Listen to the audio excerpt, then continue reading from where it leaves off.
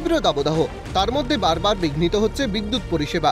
অভিযোগ, দীর্ঘ কয়েক বছর ধরে বিদ্যুৎ পরিষেবা অনিয়মিত হয়ে পড়েছে। ঝড় বৃষ্টি হলেই বন্ধ করে দেওয়া হয় বিদ্যুৎ পরিষেবা।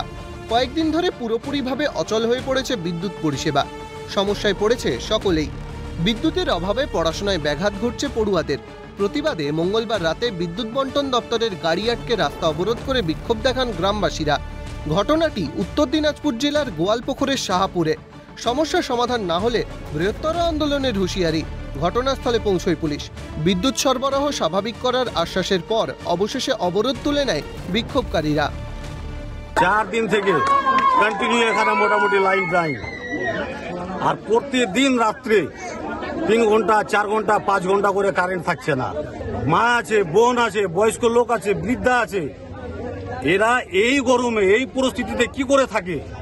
আরে কবার জানিয়েছি, কতবার বিজনেসে কত ঘটা হচ্ছে, লোকের কত ক্ষতি হচ্ছে, এদের কি চোখে ওই দৃশ্য আসছে না? পড়াশোনা নষ্ট হয়ে যাচ্ছে এই কারেন্টের জন্য। এরা করে কি? মস্তানি করে, লোককে ধোকা দেয়। আর 10 টাকা যখন লাইনের বিল লেট হয় তখন যে কাটার জন্য খুব রেডি। যদি আমাদের এই দাবি না মানা হয়, এর চাইতে বড় আন্দোলন শুরু হবে। লাইন খারাপ আছে, তার তো কি বলছেন আপনারা, কতক্ষণে লাইন আসবে? লাইনটা ঠিক করতে দিবেন তারপর তো আসবে। কি বলছেন? ঠিক করতে দিবেন তারপর তো আসবে। যেখানে বিদ্যুতের বিল মেটাতে হিমশিম খেতে হয় সাধারণ মানুষকে, সেখানে কেন নিয়মিতভাবে মিলছে না বিদ্যুৎ পরিষেবা? উঠছে প্রশ্ন। বিশ্বরূপ বিশ্বাসের রিপোর্ট, ক্যালকাটা নিউজ।